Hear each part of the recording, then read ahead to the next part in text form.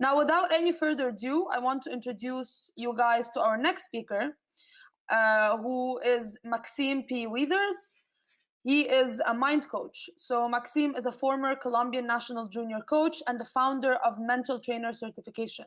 He's also the mental coach of our famous player, Miguel Rodriguez, who is also the British Open champion in 2018. Maxim will be discussing neuroscience-based squash and finding new global audiences for squash marketing. Maxim, are you ready?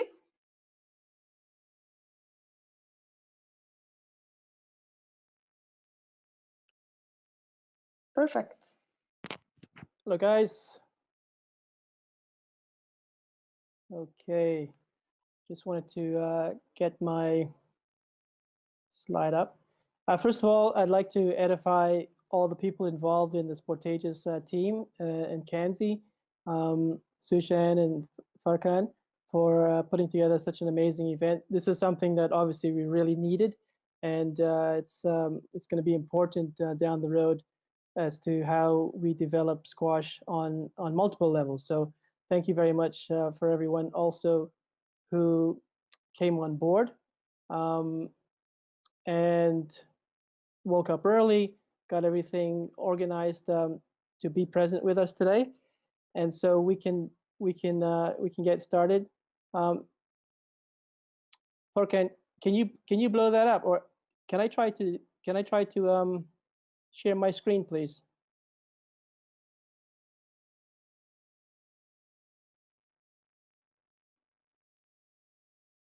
Yeah, let me try and share my screen there.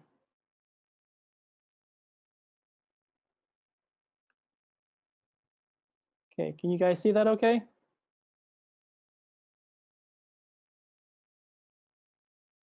Can someone let me know? I can't see the screen, but we still can't see the screen that you're sharing. You can see it or not? No, we can't. You cannot.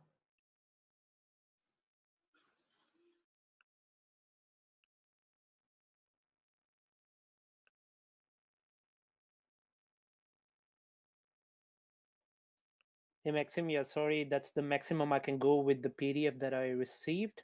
So would you be able to, I can probably zoom in further, but it would hide parts of the slides. If that's okay, I can just move it up and down for you.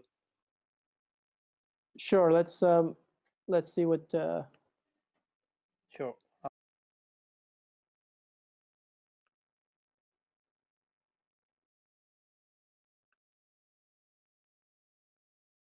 Yeah, it's not allowing me to share for some reason.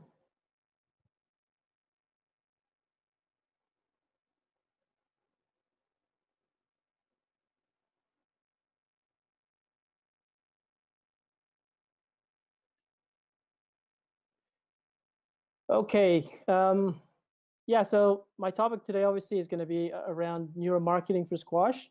We're going to talk a little bit about the science of squash. I think someone mentioned yesterday, Alan, I think, mentioned yesterday about how it is a science these days, and how marketing is going to play an important part of squash moving forward. Next slide, please. So yeah, so a lot of the stuff that I do is transformational, not just from sports athletes, but also for businesses.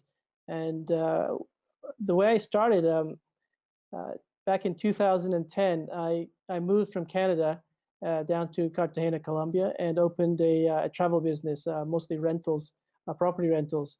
And I had no idea what kind of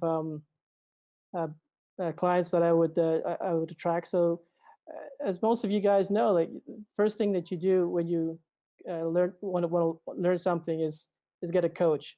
So if you're going to take a driving course, you want to get a driving coach. If you want to learn, get a university degree in something, you go to school and you learn that.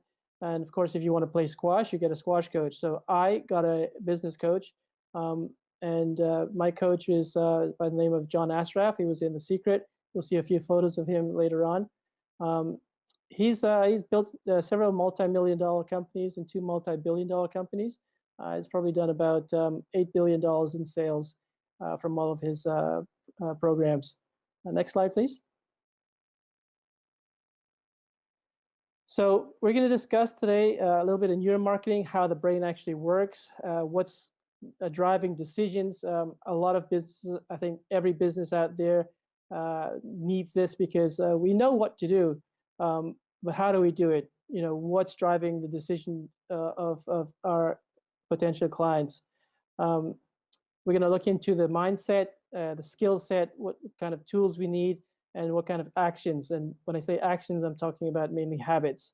And then we're going to talk a little bit about CRMs, customer relation management systems. So any kind of really sound business that's successful is basically running on a system. So it's a protocol, there's specific steps in place, and this sort of thing is required. Any of the big businesses that are out there that have been successful for many years, they're using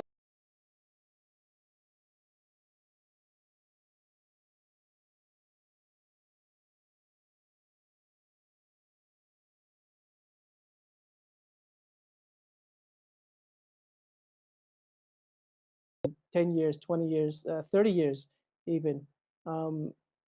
That's going to be very exciting. So let's move to the next slide. So what I'd like everyone to sort of imagine is that you know, we don't know what we don't know, basically, and that's everybody basically is in that category. There's always something that we don't know. There's always something that someone has worked on and spent more time learning about and focusing on. My passion, of course, is brain science, neuroscience, how the mind works. I think it's fascinating. We really don't know that much about the mind and what drives all of the things, but we have gotten very, very close to figuring out a lot of things. A lot of people know what to do, but they don't know how to do it or when to do it. They're very specific steps to making things happen. Next slide, please. So this is the kind of mindset we really have to think about. Progress is impossible without change, and those who cannot change their minds cannot change anything. George Bernard Shaw is an author from the, I think, 1800s, 1900, early 1900s. But that's what we have to start thinking about, changing our mindset to change our results. Next slide. This is actually a video of how the mind works and what's driving some of the forces. You can jump on my Facebook page. I think this is a PDF, so we don't have the video for you, but it's about a 1-minute video. And basically, it looks at how one part of the mind is moving at about 40 bits of information per second, whereas the really powerful part of the mind is moving at about 500,000 times faster than that. And so we need to learn how to tap into that energy. We have much more potential than most people understand and believe. And I think when we tap into that little device that we have between our ears, then we can really move things along at a much more efficient and successful rate. Next. So this is Seth Godin. He's one of my mentors. He's a marketing genius. And he says people do not buy goods and services. They buy relationships, stories, and magic. So we're going to talk a little bit about this. Some of the big companies that are out there, they've got great stories. They're in contact with their audience. They know who their audience is. They know how to reach them. And then the magic, which is, you know, this topic that I'm talking about is very, very difficult to discuss online. The next image, if you can pull that up, I'm going to attempt to explain and give you an experience that can help you realize what your potential is and how your conscious and subconscious mind really can be super important and super fun. Next slide. Okay, this should work regardless of where you are.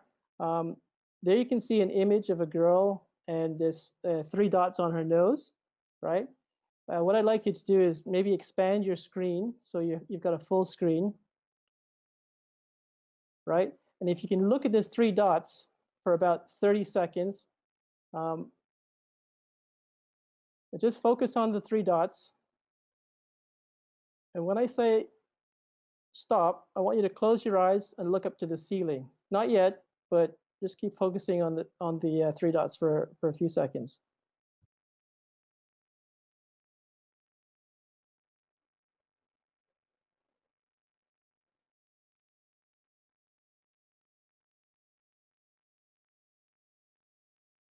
Okay, if everyone can close their eyes and look up to the ceiling.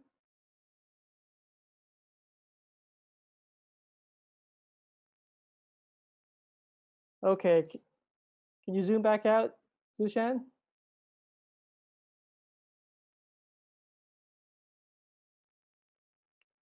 Okay, now if you saw what I saw, basically, and you can describe what you saw on the chat box, but basically what you saw was, and anyone let me know if they saw the girl in color or black and white, and if you could still see the image, but in different in a different perspective, right? Now, what happened there is you basically tapped into 2 parts of your mind. Okay, one was when we're looking at the image, we're only using our conscious mind to see the image, but we don't actually see with our minds. We with our eyes, we see with our eyes, with our brain, our minds, and so our subconscious mind is actually translating all of that information that our conscious mind is looking at, and then that's how we're able to tap into the subconscious when we close our eyes and look up. Next screen, please. So imagine you're a flea on this elephant, right? The elephant's moving this way, and wherever that movement is, that's where the mind goes. 95% of all of our actions are subconscious, as you just witnessed, as you just experienced, right? That's really what's happening most of the day. So what drives that are the subconscious behaviors that we grow up with, learning from a very young age, up to age 7 to 10. The human mind really hasn't developed too much of a conscious mind. We're still in that alpha, beta. The beta mindset comes a little bit later. But we get a lot of information and a lot of behavior patterns that it's taught to us by obviously our parents, family, teachers, grandparents, anyone that's around us who are adults. We pick up on all of those behaviors subconsciously. And it's interesting to find out these things with business owners, CEOs of companies, and also players, athletes that don't know why we know we're doing something wrong, but we don't know how to change it or why we're doing it, and we don't know therefore how we can reverse that and get the results that we want. So I love this image because it's a real important one to understand how the brain is working all the time. Okay, next slide, please. So there's a book by an author called Simon.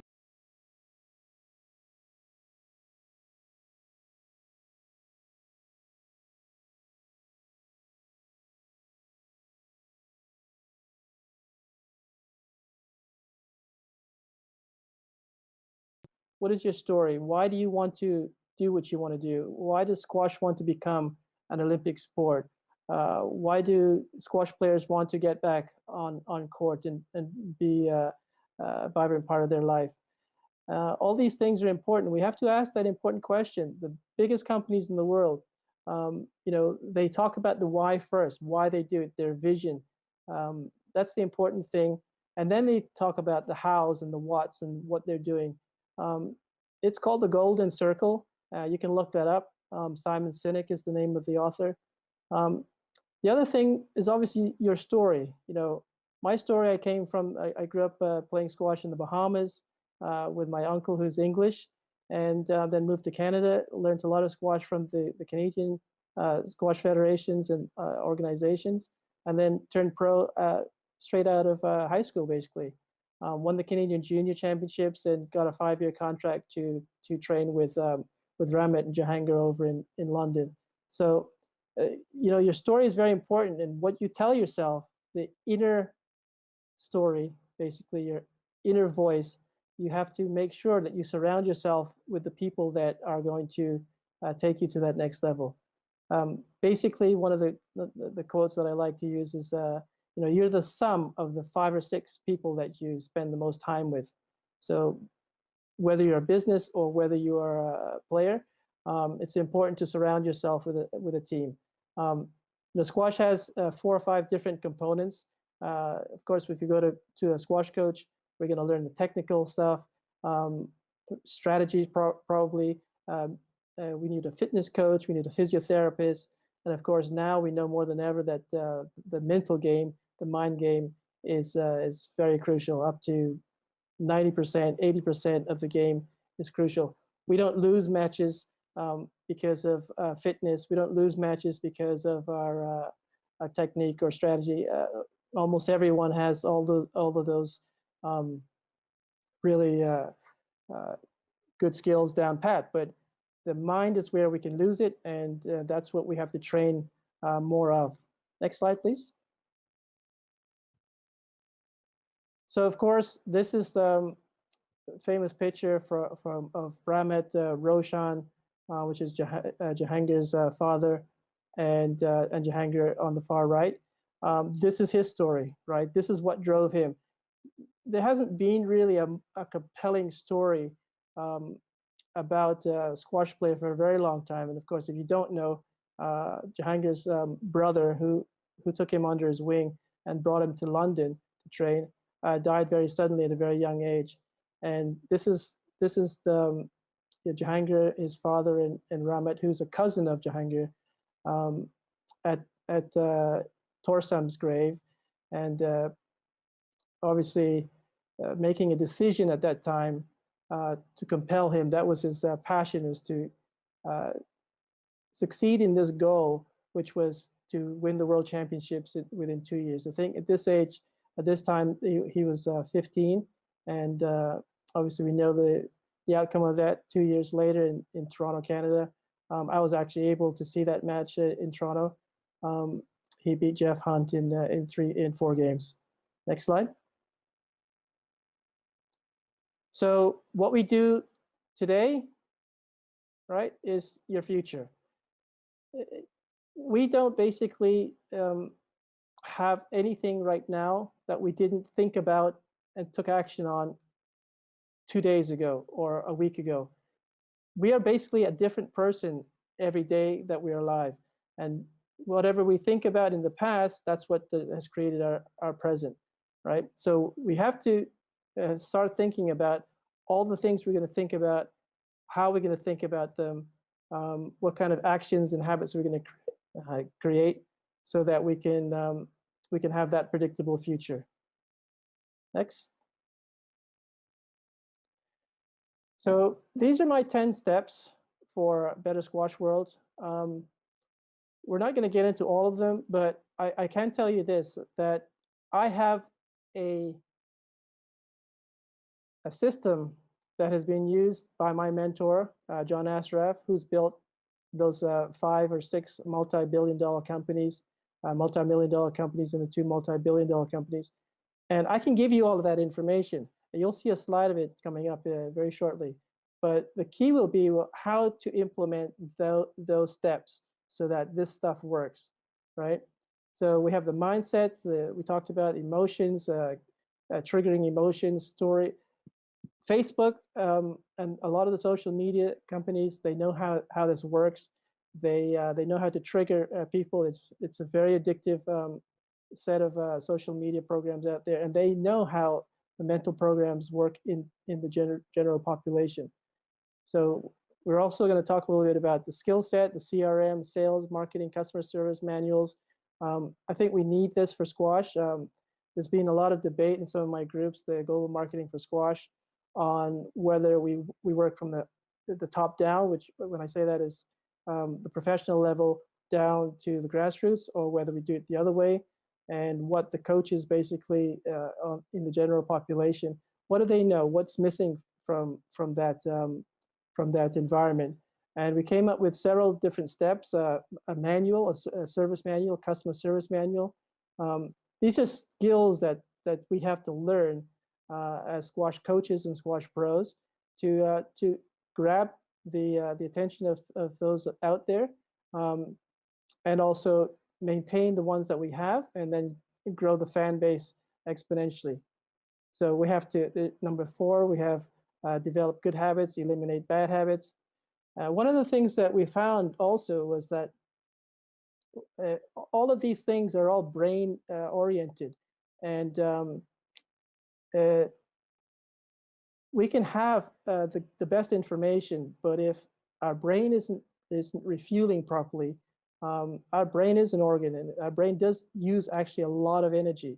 Approximately 20% of our mental faculty is being used by our brain, and the subconscious mind uses quite a lot, and then the prefrontal cortex, which is the newest part of the brain, which I'll get into in a second, actually uses about 40 to 50% of that energy. So one of the things that we realized is maintaining good quality food, food absorption, food elimination, assimilation, and quality of sleep, right?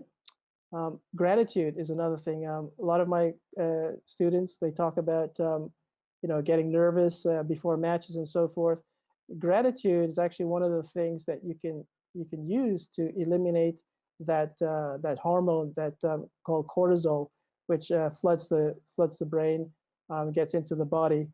The interesting thing is that when you are in the state of gratitude, that actually blocks out and stops the cortisol from being released. I like to show this. These are my gratitude journals. The last one here is just being filled in, but every night I try to put in at least 3 to 5 different things that I'm grateful for, and that really helps on many levels. I find when I do that, I get better results in my life, health, and so forth. And we can talk a little bit more about that. Anyone wants to join me in the chat room. Journals, lists, visualization boards, and success formulas. Beliefs plus action minus distractions. That's one of the things that we have to look at. Next slide. Maxim, so sorry to interfere. I just wanted to let you know that we are kind of running out of time, so I just wanted to make sure that you have time to go through your most important slides. We have about 5 to 7 minutes left. Perfect. Thank you. Okay. Next slide. So this is actually from my business coach. There you have it. It's a step-by-step system. It's worked for multi-billion-dollar companies. Communication, neuromarketing, creating trust and rapport. All the different steps that you would need to build a business. It's right there. How do you do that? That's the trick. Some of the things that we talked about is the Olympic bids have been going on for about 32 years now. What are we missing? What's the thing that's been missing from these steps? I think a lot of it has to do with figuring out how to form your pitch properly. A lot of it is body language. We'll talk a little bit more about that. Can you move to the next slide, please? Right, and if we don't do that within the next 6 to 12 months, we're just going to keep in a downward spiral, right? We can get better. There is a way. There's methodologies that are out there that's working, and we just have to implement those. Next slide. So these are the 2 parts of the brain. The red part basically is the subconscious, or the initial part. The brain is was created on 3 different levels. The subconscious was the first. Basically, the next slide, please. So we have a primal brain, which is what we call the reptilian brain, and then the rational brain, which was formed most recently. Our brain is basically about 100 to 200,000 years old, the current brain that we have. But of course, man has been around for millions of years, and this is how we've developed. Problem is that the world has actually changed faster than our brains has been able to adapt. Next slide. So there you can see the different levels of the brain. The two basic parts on the bottom, the limbic brain, actually that's the emotional brain, and then we have the logical brain that was just formed, and that's how we became the more dominant animal on the planet. The reptilian brain is the flight and fight response, and that's mainly the part of the brain that helps us to survive. That's how the brain still functions, and that's how we have to work when we're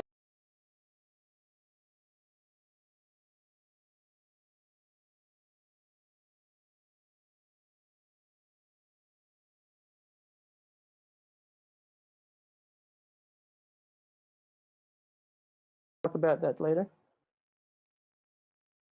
So for example, if I said something like, don't think about a pink elephant, right? In order to not think about a pink elephant, you have to think about a pink elephant. So again, training the mind consciously to subconsciously get into those 95% of actions that we need to really get the ball rolling. Next slide. Yeah, we can talk a little bit more about this in the lounges, but we have 4 different patterns of thinking, and this is how it works, from unconscious to conscious, and then habitually doing things at the right time, the right way. This also happens on the court, right? Next slide. All right, this is more for marketing, but this is a decision process that the brain goes through. We know about it, and we know how to implement it now, and these are the things that we need to implement when we're putting together programs for clubs and organizations. Next slide. Meditation is another thing that we use to relax the brain. Big companies do this. For example, Oprah Winfrey, her organization does a 20-minute meditation before the day starts and a 20-minute meditation at the end of the day. It does amazing things for creativity, for fluidity of the business day, and it puts everyone in a good state of mind. So very important. Next slide. So what are we talking about here? Next slide, communication, right? 55% of our communication is still by body language. The problem is today we're on things like Meet and all of these different online programs that where you can only see the face. Now that picture of the baby, there's something called microfacial expressions. We need to learn how to do that on impulse, so we can tap into different microfacial expressions. How we smile, whether somebody's telling the truth, if they're genuine, whether they're thinking about you or they're seriously focused on what you're saying and so forth. It's all body language still, 55%. Tonality is the next key communicator. And then spoken words, the things that I'm saying, you're not going to remember only about 7% of that, right? Next slide. So sorry, Maxim. This would have to be your last slide, so I'll just let you take this one, and then we can wrap up the session. Okay.